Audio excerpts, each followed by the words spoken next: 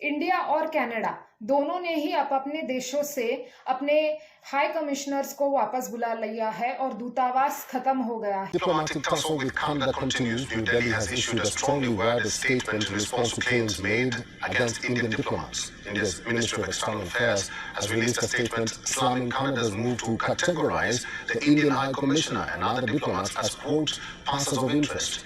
The country has called the accusations a political agenda of Canadian Prime Minister Justin Trudeau's government. India's official response goes on to say that Canada has failed to provide any evidence since making these allegations more than a year ago, and has referred to the standoff since September 2023 as evidence of Trudeau's hostility towards India. जैसे कि हम लोग जानते हैं कि Canada एक बहुत ही immigrant friendly country है, लेकिन क्या हुआ है कि इंडिया कनाडा रिलेशनशिप्स आज रॉक बॉटम हिट हो चुके हैं और इसके पीछे की वजह जानने के लिए हम इस वीडियो में देखेंगे कि what is the socio political factors which are responsible for the tensions between the two countries. So this is Shriya Mane, and without wasting any time, let's get started to the video. अभी Canada में Justin Trudeau की government है और Justin Trudeau ने बहुत सारी ऐसी policies ली है कि जिसमें इमिग्रेंट्स को बहुत ही उन्होंने ज़्यादा सपोर्ट किया है। कनाडा हमेशा से ही एक इमिग्रेंट फ्रेंडली कंट्री रही है और अगर इंडिया कनाडा रिलेशंस की बात करें तो बहुत ही बड़ा इंडियन डायस्पोरा, इंडियन पॉपुलेशन आज कनाडा में स्थित है और स्थित ही नहीं है बल्कि बहुत सारे टॉप पोजीशंस में, इवन गवर्निंग पोजीशंस में भी है। तो इंडिया एक वहाँ पे मेजर पॉपुलेशन रोल प्ले कर रहा है। वैसे ही कनाडा एक रिफ्यूजी कंट्री भी है क्योंकि कनाडा ऐसे पॉलिसीज को अडॉप्ट करता है जिसमें वो रेफ्यूजीज के लिए बहुत ही ज़्यादा अच्छे कदम, यानी रेफ्यूजीज को प्रोटेक्ट करना, उन्हें शेल्टर देना, उन्हें वर्क प्रोवाइड करना और या फिर उन्हें एक लिविंग देना, इन सब में बहुत ही आगे हमें दिखाई देता है। अभी कैनेडियन लोग बहुत ही ज़्यादा डिसिप्लिन पसंद करते हैं, तो कभी कभी इंडियन से, क्योंकि इंडियन डायस्पोरा बहुत ही ज़्यादा बढ़ रहा है, तो इंडियन से ऐसे रूल्स ब्रेक होने के चांसेस हो रहे हैं हाल ही में, जिसकी वजह से कॉन्फ्लिक्ट्स हो रहे हैं। क्योंकि कनाडा में हम देखते हैं कि इंडियंस बोलते हैं कि we are facing racism, we are facing a different treatment. He'll give people a glimpse of what he calls the hate that he experiences in the community.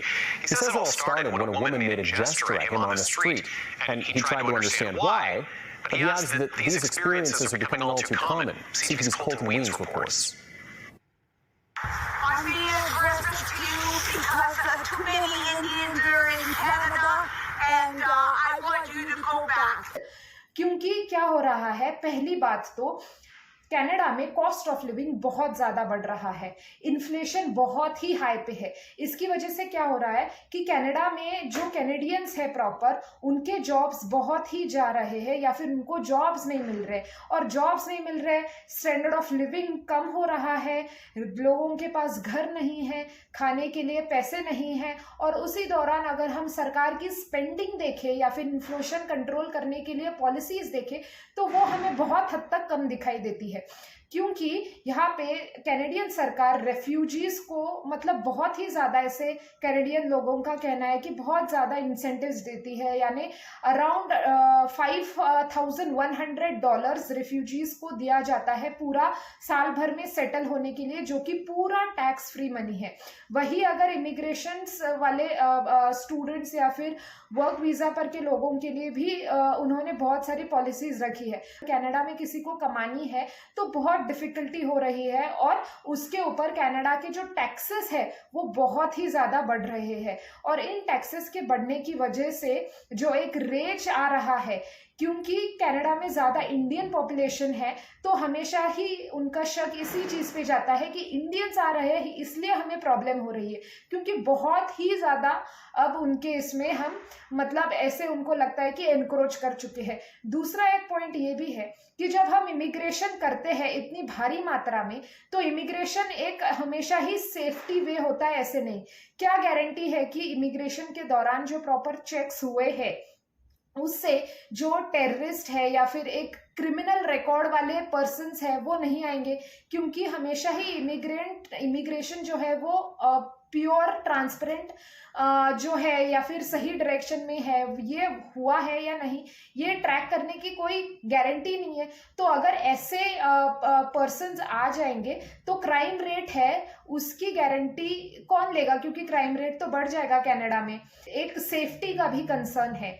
वही अगर हम देखें तो कनाडा में आज के दिन में जो स्टूडेंट वर्क परमिट है, स्टूडेंट्स का एजुकेशनल परमिट या फिर वर्क परमिट है, वो भी आज के डेट में बहुत ही रिस्ट्रिक्ट कर दिया गया है और बहुत ही कम कर दिया गया है। इवन टूरिस्ट के लिए जो टूरिस्ट वीज़ा ऑप्शंस है वो भी बहुत ही ज़्यादा मतलब रिस्ट्रिक्ट कर दिए गए हैं और स्ट्रिक्ट कर दिए गए। इससे क्या है कि जो कनाडा के प्राइम मिनिस्टर है जस्टिन ट्रूडो, उनके लिए उन्होंने जो पॉलिसीज ली है वो कुछ हद तक फेल हो गई है और वो ये सब चीज़ें कंट्रोल नहीं कर पा रहे। तो अभी वो क्या चाहते हैं कि एटलीस्ट में जो अगले साल कनाडा में इलेक्शंस है उसमें वापस आने के लिए और कैनेडियन लोगों को प्लीज करने के लिए वो इतनी स्ट्रिक्ट एंटी इमिग्रेंट्स हम बोल सकते हैं पॉलिसीज या फिर इतनी स्ट्रिक्ट एक्शंस लेते हुए दिखाई दे रहे हैं, क्योंकि उन्हें अगले साल वापस आना है। पर अभी कैनेडियन जो पॉपुलेशन है वो उनपे बहुत ही ज़्यादा अनसेटिस्फाइड है उनसे और उनके आने के चांसेस भी बहुत कम है। और उसी दौरान लोगों का कैनेडियंस की सिंपैथी गेन करने के लिए ये जो एलिगेशंस है इंडिया पे या फिर जो भी वो स्ट्रिक्ट एक्शंस ले रहे हैं उनकी हमें बढ़ोतरी दिख रही है। तो this is just for the elections. ऐसे तो नहीं बोलूँगी क्योंकि जो हिट हुआ है इंडियंस को वहाँ भी और मतलब हमारे जो पॉलिटिकल रिलेशंस है वो भी it has surely taken a very bad turn. But let's hope कि आने वाली गवर्नमेंट में ये सब वापस रिस्टोर हो, कैनेडियन लोगों को भी प्रॉब्लम नहीं हो हमारी वजह से और हम लोगों को भी अच्छा वहाँ पे ट्रीटमेंट मिले। And let's hope for the best that the relations are restored back peacefully. Thanks a lot and keep watching.